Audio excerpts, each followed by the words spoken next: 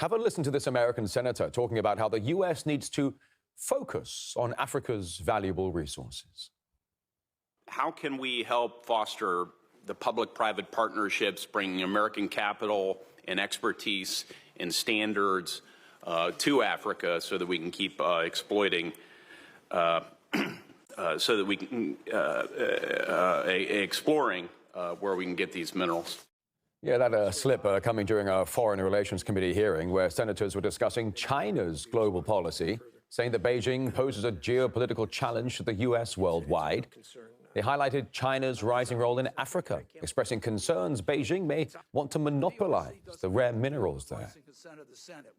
We have to contest Chinese actions, not only in terms of their forward-facing strategy, but their desire to go after Africa's rare earths that will be critical for our industrial and technological capabilities. Well, the editor of Behind the News, Joe Malanga, he says it's clear to see the differences between the way China and America approach the African continent. We say if it talks like a colonialist, it walks like a colonialist, it is a colonialist. So what he said there, it's what they've been doing. There was no mistake. The difference with China and America, China will walk in with a briefcase with money, invest. They walk in with a machine gun. So there's a huge difference there.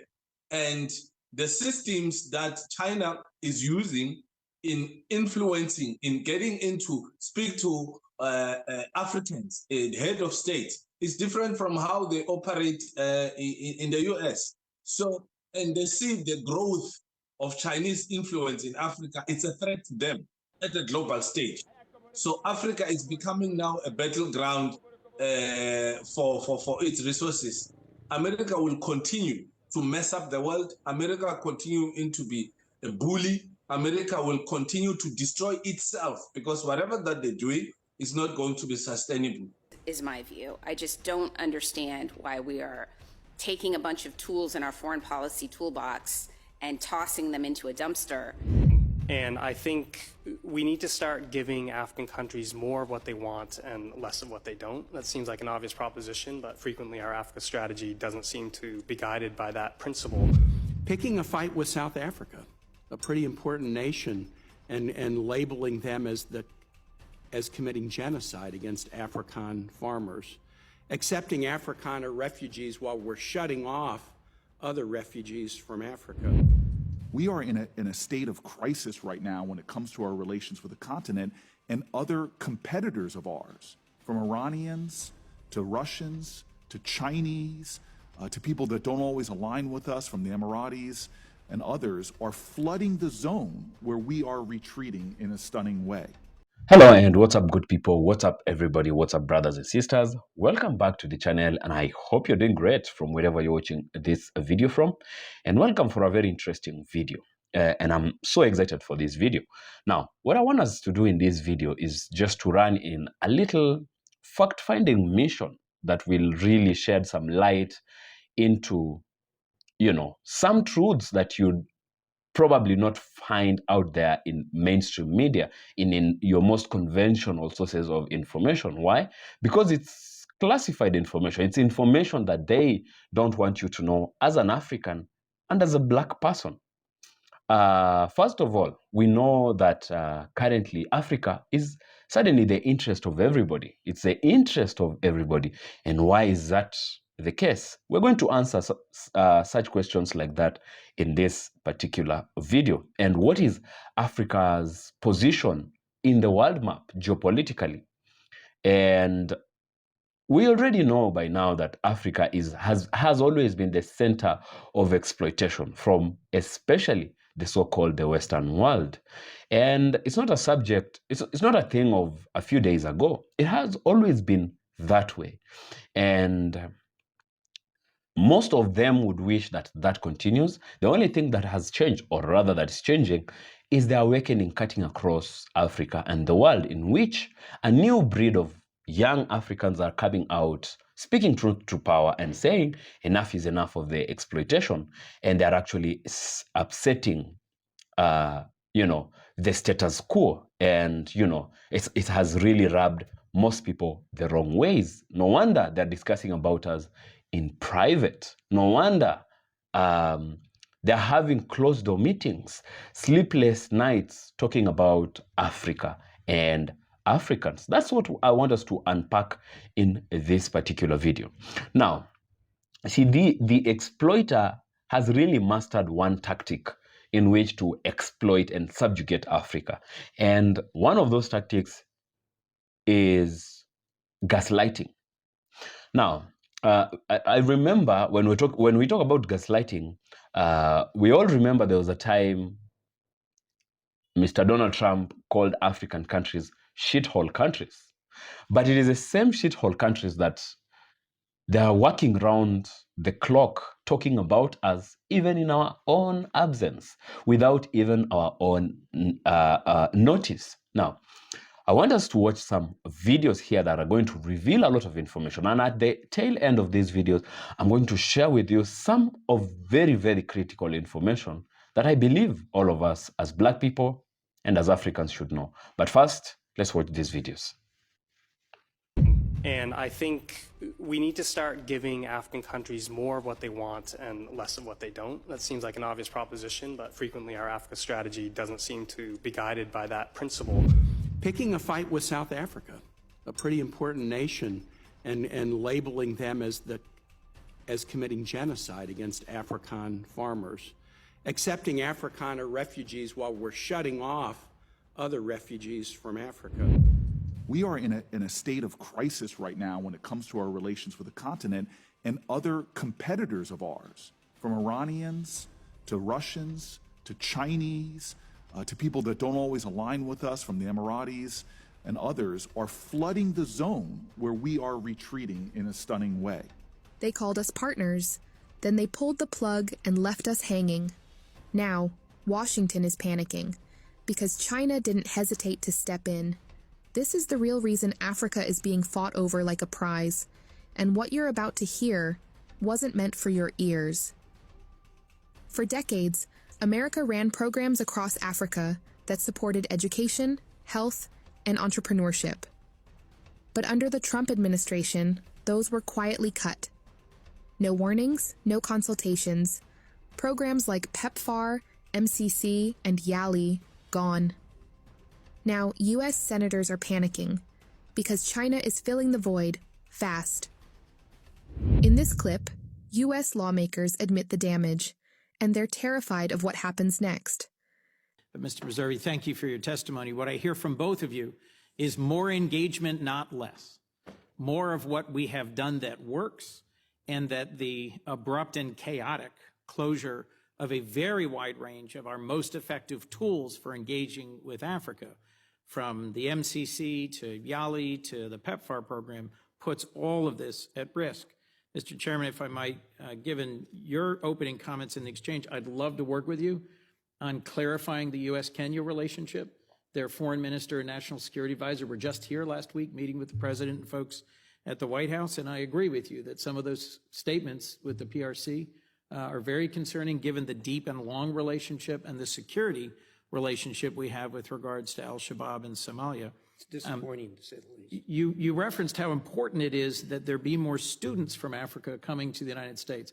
Well, I've got a solution for you.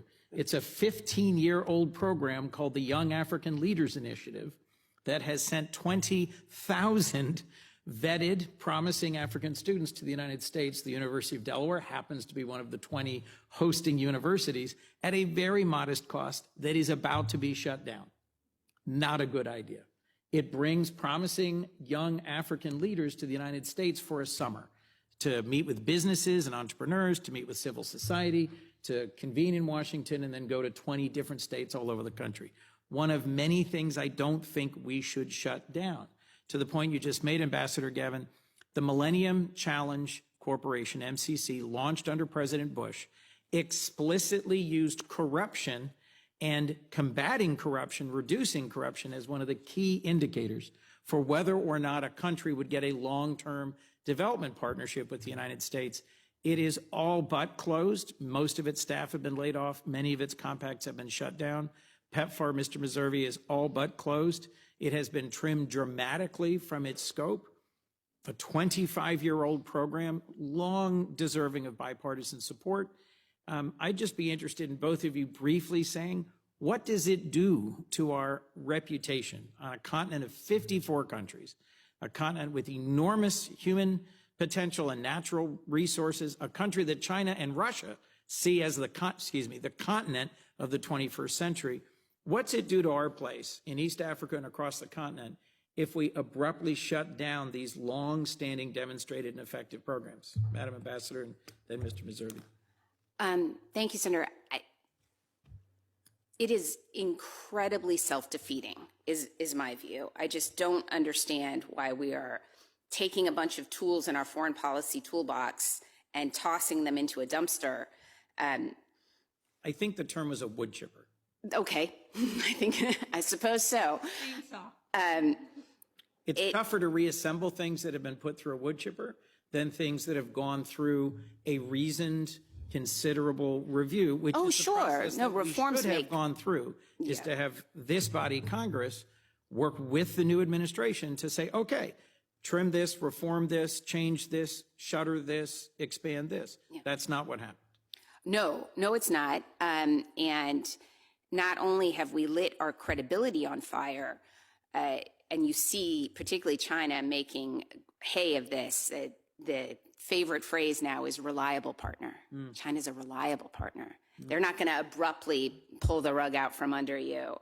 And I think that, some of the kind of knock-on effects, consider the tens of thousands of health workers in Kenya who are out of work now. These are educated, engaged citizens, and the messaging we want to do about this long relationship with Kenya, it's at odds with their lived experience now. And I'm about out of time. I've got less than a minute. Sorry. Mr. Meservey, if I might.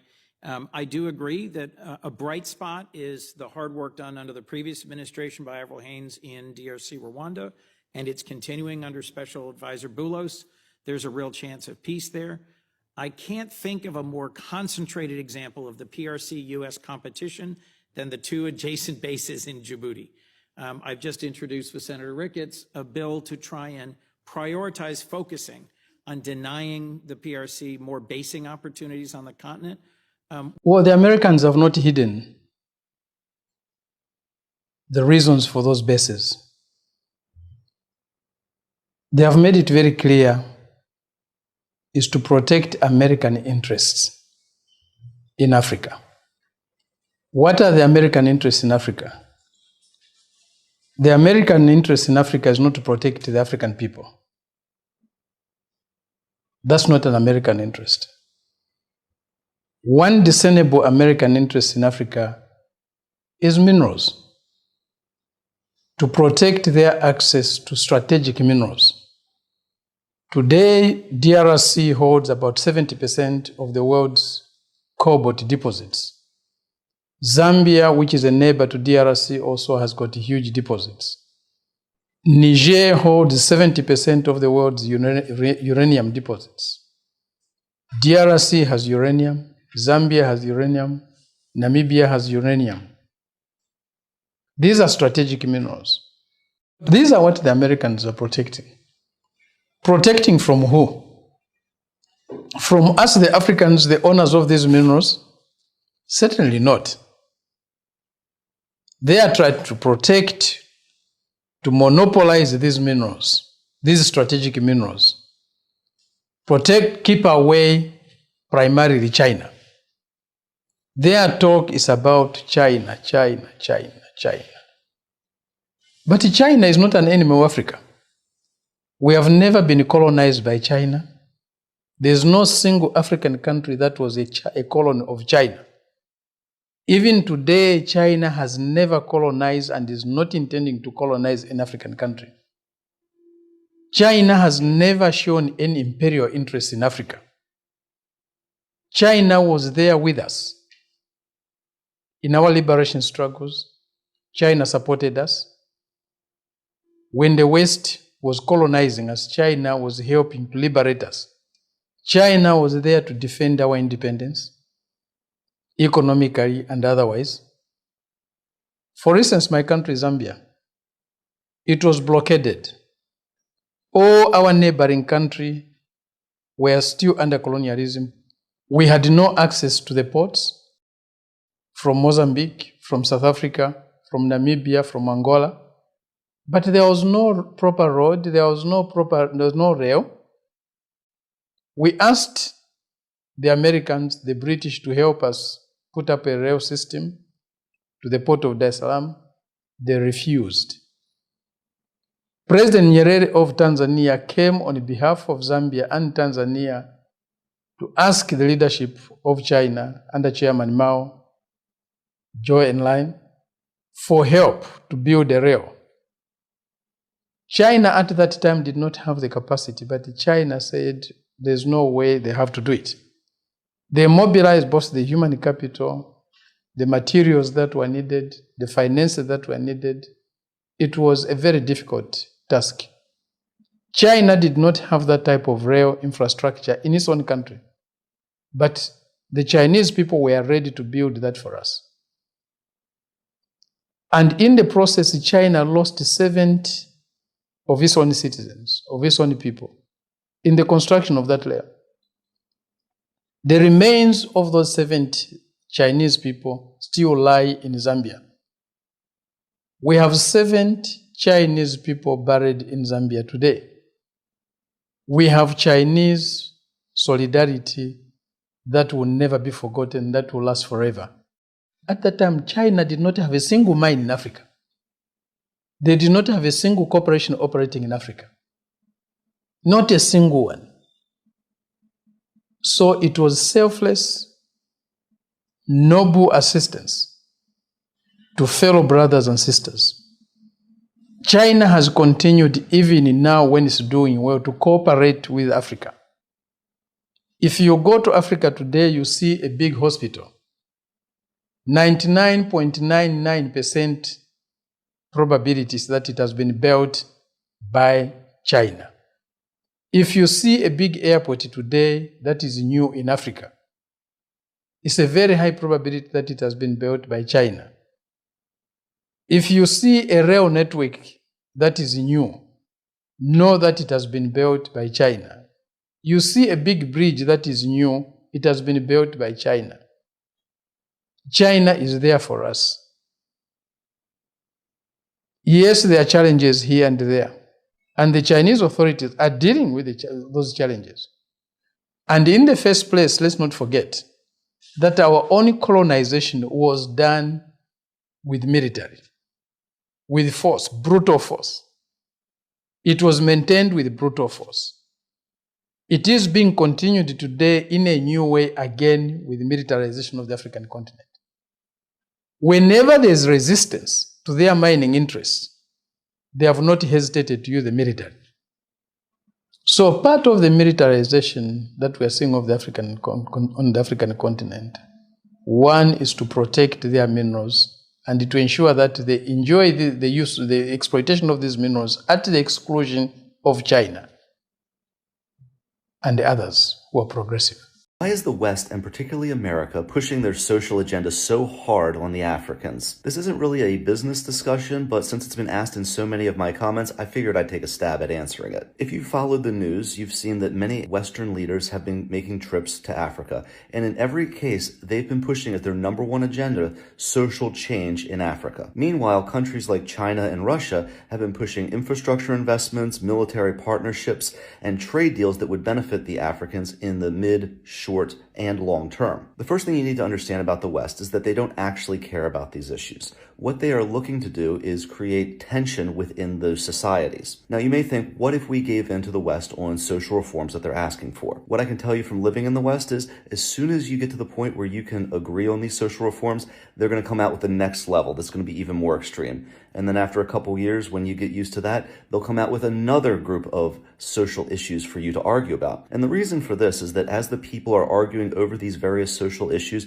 and as the culture is adjusting to these changes, the people in these countries are going to be taken advantage of. We've seen this in America, where many Americans are very poor and they've been hurt by inflation. But what are they actually arguing about? They're arguing over which bathrooms to use. And this is deliberate. The idea is to keep the people's eyes off the ball so that the insiders can take advantage of the situation. Now, many Africans, because they haven't been exposed to these social issues as long as Americans have, they're more quick to reject them, and that, I think, is working to their benefit. Again, the key thing to remember is the West does not actually care about these issues. What they care about is you fighting amongst yourself over these issues so that you can be taken advantage of.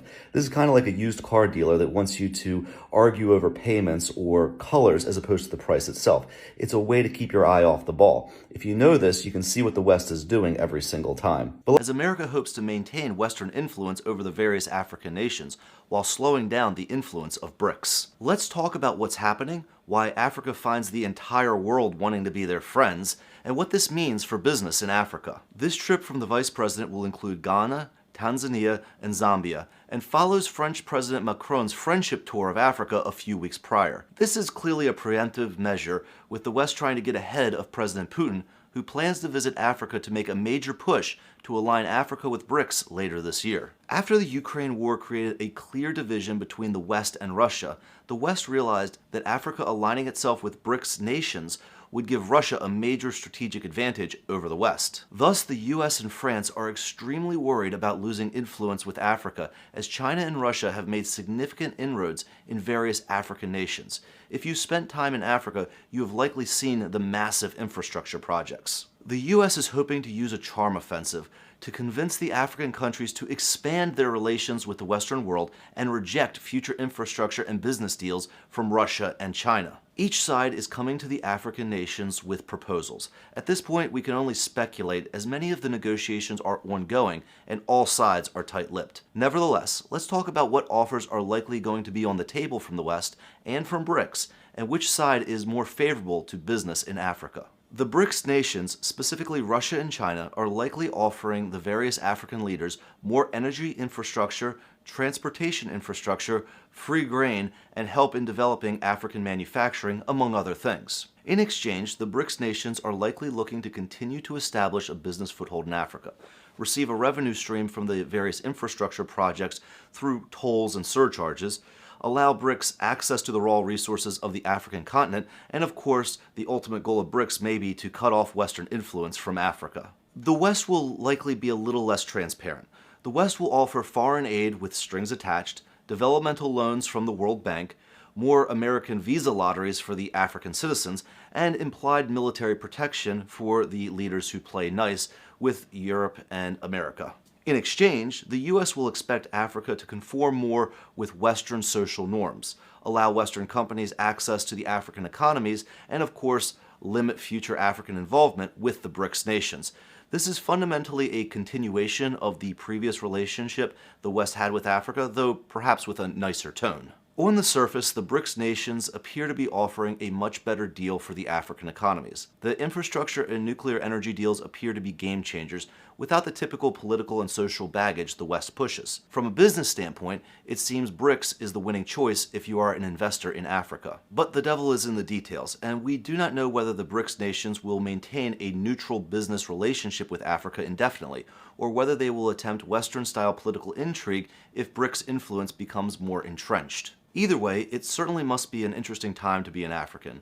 After centuries of being treated like second-class countries, they now find major powers of the world attempting to win their favor, putting the Africans in a much stronger negotiating position than they enjoyed in the past. I believe this competition for African friendship could lead to better trade deals and more respect for African autonomy. But what do you guys think? Have the trips from the leaders in America and France improved your opinion of Western involvement in Africa? Or should the African nations align more with BRICS? Or do you feel Africa should limit foreign involvement in their economies and develop independently of both the West and BRICS? Let me know in the comments below. I'm very interested in your opinions on this. Okay, now we have watched these videos and you have realized for yourself who we are as a continent of Africa and who Africa is. And simply the reason why Africa is the interest of many is suddenly the battleground for everybody is because of the potential it holds. Africa has a lot to offer to the world, and they know that, and that is what they are fighting over, day and night. And I always love to tell my African brothers and sisters that nobody, and absolutely nobody has Africa's interest at their hearts. Nobody loves Africa better than Africans themselves do. So we have ourselves to stand for ourselves and know when exploitation is taking place and say no to exploitation. And we have to engage on, relationships that actually are respectful to Africans, those that are mutually beneficial to us and others. Gone are the days in which they would tell us what to do and they would lie to us and gaslight us to think that there's nothing good in Africa. But on the other hand, they're taking everything from Africa. Enough of that is enough, and it can't happen anymore. Now, I wanted to share with you with some information that I have been researching about, and just a test of it. And then in one of my other videos, we'll go deep into this. Now, some of us know about the Kissinger report, also known as the NSSM 200.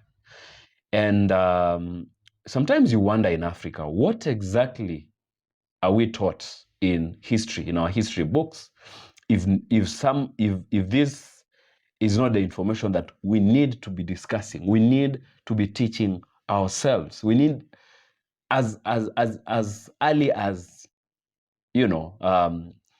basic primary education. We need our children need to already understand how these people think about us, how these people think about Africa. Now, let's do a small deep dive on what the Kissinger report is. So it's also known as the NSSM 200, and was written in 1974 by the then U.S. Secretary of State Henry Kissinger. No wonder it's called the Kissinger report.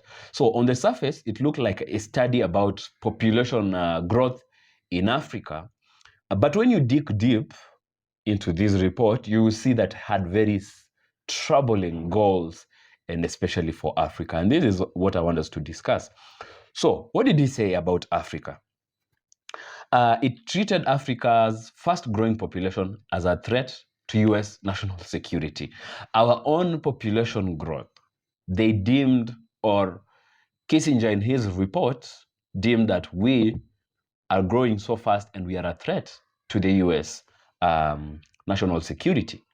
Another thing, it was worried that too many young people could create instability and endanger U.S. access to African resources like oil and minerals. And of course, true to his word, is that the new young population of Africa came to know the truth. See, I always say the same thing in this channel in every video. The truth will always outlive the lies. And when the truth is known, the liar is always in trouble. So now, these young people, young schooled people, have known the truth about what has been going on all of these years, and are saying no. And Africa being who it has been to US, to the benefit of them, they can't take losing, that status, that position. The status quo cannot be upset, according to them.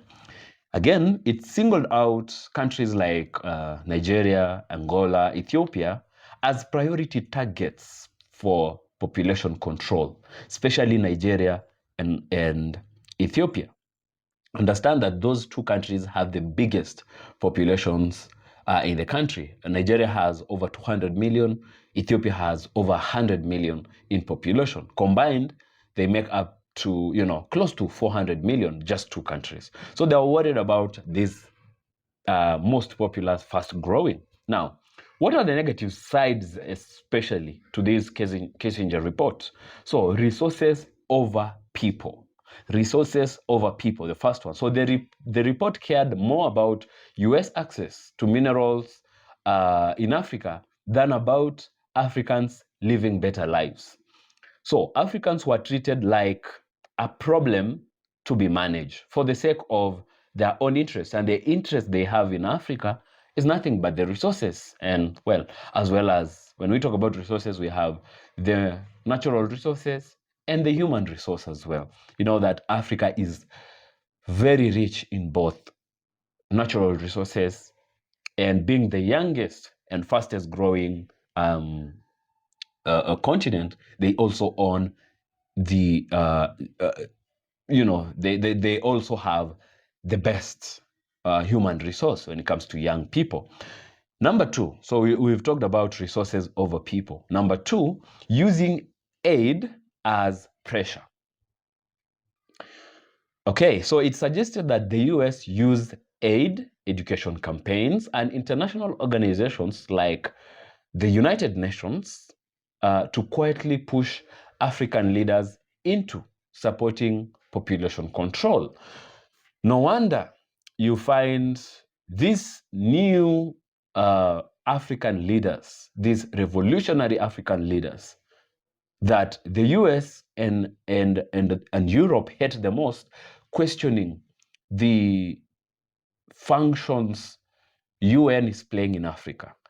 It questions the function of USAID in Africa. It questions WHO, the World Bank, and the IMF, because whatever they purport to be helping do in Africa is never getting done. So they wanted to use aid to pressurize Africa into submission. Now, number 3 on the list is coercion and abuse. So in practice, this led to women in Africa being pressured or even forced into birth control programs without their full consent. That history still makes many Africans suspicious of family planning projects even today. See, because of how historically the whole thing was treated. It was a bait. And when Africa discovered anything that looks like it is very questionable, understandably. Now, the fourth one is the wrong solutions, providing wrong solutions. So instead of focusing on education, jobs, and things like healthcare for Africans, the things that naturally lower birth rates, the report pushed on quick fixes like contraceptives as their solutions.